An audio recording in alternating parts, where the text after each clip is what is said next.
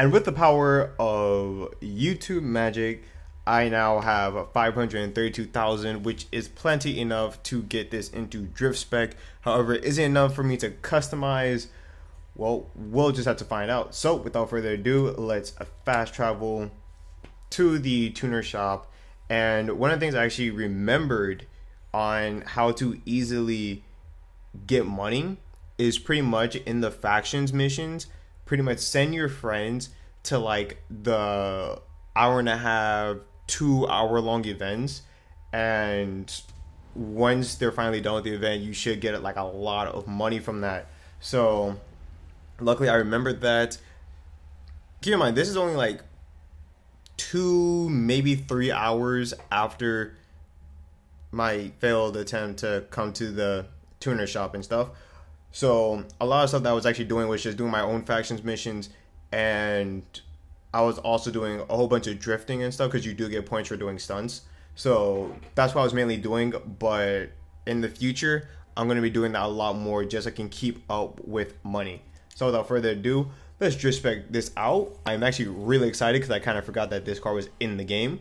But the moment I saw it again and that I could do it to drift spec, I was down for it. And that's a pretty nice looking car. I kind of dig the front end, to be honest.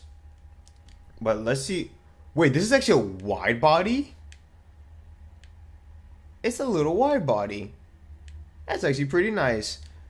I like what they did. Well, let's see what else we can get. It actually reminds me a bit of the Vels. Oh, yes. I love that front end so much. I was about to say, like, it kind of reminded me of the Veil side a little bit. That might be a bit of a stretch, but that, like, you look at that, unless I just gotta like Google it again, but it reminds me of a real race car front bumper. But for some reason, I look at that and I think of Veilside. But I'm gonna do a quick little Google while I do this recording. I think I might go with. I think that gives me the regular pop-up headlights, so that's definitely what I want. I definitely want my pop-ups. For the rear, I really. Oh, that's really nice. Is that a carbon fiber tail light? Not bad, not bad. See, I wish I could change the exhaust size. If I can make that exhaust size much bigger, oh, I would so go for this. But the exhaust size is a little on the small side, in my honest opinion. So, like, if I could get that exhaust, like, just a single pipe, if I can get that and put it onto the previous one, that would be my exhaust of choice. And then we have the stock bumper. But nah, I don't want to go for it. What was the other one? This one was okay. What's the difference? Difference is in the tail lights. That one's actually got a darker tail light. I'm actually gonna go with the lighter one. And then for the side skirts, I want to keep my carbon fiber. Thank you very much. For the rims, get those crappy rims out of here. Those look really nice. I love the official rims. Definitely getting those though. Wish I could change the color. Can we get the carbon fibre? Yes, we can. I love the look. Like when they did the graphic design. I mean, when they increased the graphics in this game, like the details and some of these things look so beautiful. Definitely the carbon fiber. The carbon fiber looks amazing. Now let's see if we can get a big wing here. The one that we previously had was unfortunately the biggest wing we're gonna have. It's actually I would choose that wing, to be honest. I wish there was some carbon fiber on it though, but I guess beggars can't be choosers. I want to get that design in carbon fiber right there. That looks nice. Gonna get that, and that is actually the overall look of my RX-7. Wait, let me obviously change the interior. See if we can get a reddish interior, but I think all that's actually gonna be found back at HQ, so it's not gonna bother me if I can't get one. But mix aluminum. Yeah, the red ones that I really want are the ones back at HQ. So The color, I'm probably gonna keep. I like that one a lot more. But this is pretty much gonna be the RX-7, looking really, really nice. Love it a lot. Oh wait, I still gotta Google the Veilside RX-7 just so I am fully familiar.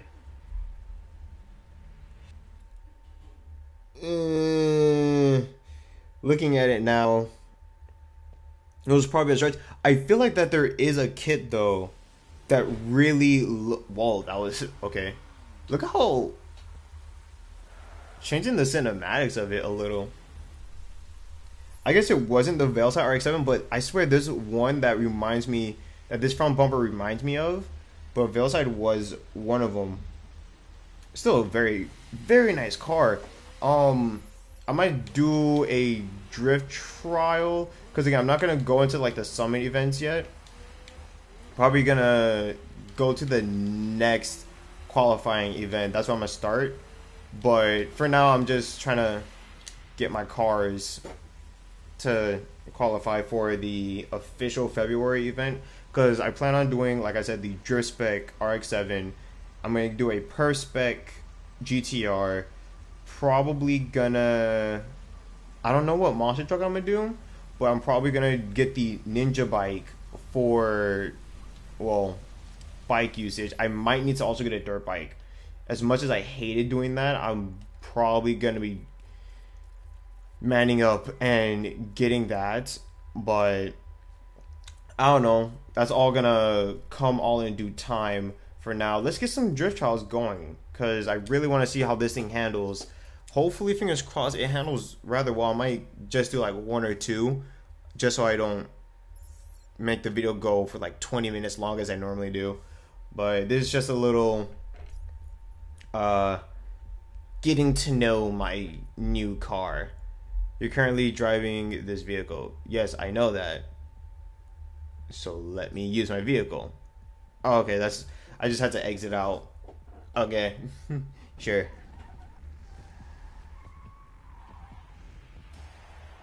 Seriously, look at this art.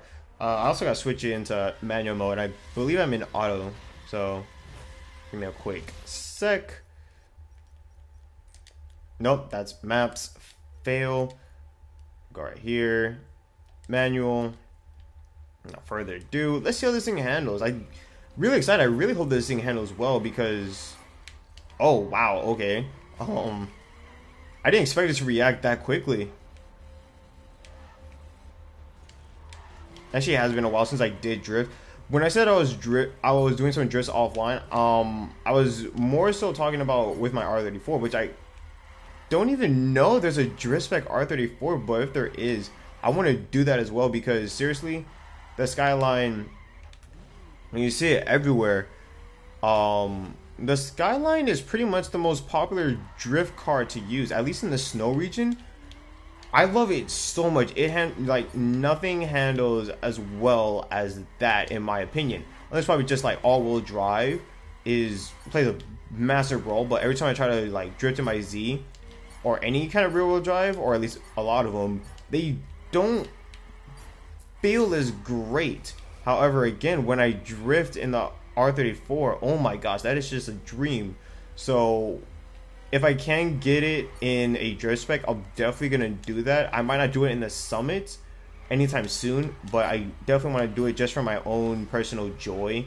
Because, oh, if you haven't drifted around in the Skyline yet in the crew, I highly recommend you do it, especially in the snow. The snow is when, you know, it really shines, but it is so much fun. But the RX-7 doesn't feel too bad. Definitely gotta get more time in it, but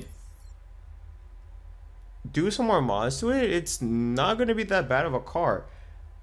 Again, probably I think like all the rear-wheel drive cars just feel very similar. So there's not much I can really say. Like you just gotta get used to it. But I don't know, at least I can say that I can see myself drifting this in the Summit. I don't think I'm going to hate this at all. So that's at least some good news. At least I didn't waste $400,000, which is just a ridiculous amount of money. Like, it's really annoying seeing just how unreasonably priced all these things are. Like, I forgot, but I think the Rx-7 was somewhere like 500,000 or something like that. It's just like, I would never in my life spend that much money for an Rx-7. As good as the car may be, hell no, it's not worth the price. Oh my goodness. Only the crew would actually make cars seem stupidly expensive. Actually, now it feels so much better. Like, the mountain areas, oh, I love, this is pretty much the areas where I like to go drifting, especially in the snow, which for me, I tend to really stick around in the snow area because that's kind of like my origin. And I say that because back when we had the original crew, we didn't have drift specs. Nowadays, we all got it easy getting these kind of trims, but back then, it would just be me in a Spec in the snowy mountains sliding around, and that's how I would be spending a lot of my time. So that's why even today, even though we have drift specs now and that we can drift wherever we want, a lot of time I just spend my time still in my Spec Skyline drifting around in the mountains because there's just something that's so fun about it. Like, in a way, it kind of feels like how I am now in my drift spec Rx-7 in this mountain area, but I guess it's a bit of nostalgia that it's just not the same. Yeah, it's fun, like, and you can see it just sliding around, but in a way it's just like I'm able to do this though because of the spec I'm in. Like, maybe, I don't know, maybe I could try it out in a Spec and see if I could do the same, but I feel like just because it's a drift spec, I feel like it's a lot easier. Granted, the reason why I would drive my Spec Skyline in the snow area was because it was also easy, but it's like, that was the drift spec back then. Snowy Spec drifting was the drift spec of now. I don't know, that's kind of like my weird thought process going on, but that's pretty much all I want to show you guys. The drift spec Rx-7 is actually quite a nice car. It looks really, really nice. I know it's kind of hard to show in the rain and darkness, but I really like it a lot. I can't wait to do some more driving on it, especially in the summits. I think it's going to be a lot of fun to do. And till then, I'm just going to be driving it around some more. Next episode, I'll probably be doing a Spec GTR because for some reason I forgot that I can do that now.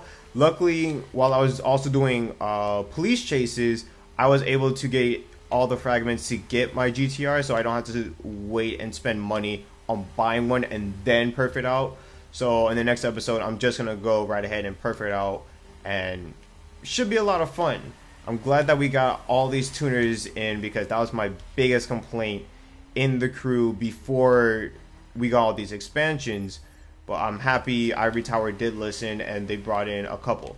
Still lacking though, because all we have is just a Skyline, an R34, an Rx-7, an MX-5, and a BRZ, and obviously the R35, but that's kind of it. But to be honest, those are honestly some of the most important ones, at least in modern day. Yeah, there are always a few more that I would love to have, but all in due time if they plan on continuing out with the crew. If not, well, the Crew 2 should definitely be an amazing game if it's being made. If it is, thank God, because as much hate as this game may get, I still love it. So I don't know why I went on that little talk, but That's kind of what I'm known for. So I should probably end the video off now before I continue talking. So hope you enjoyed the video. Do leave a like, comment what you think about the RX-7, and what tuners do you wish came to the crew. And yeah, till next time, this has been your boy taking heat. For some reason, I'm still recording. Peace, y'all. Bye.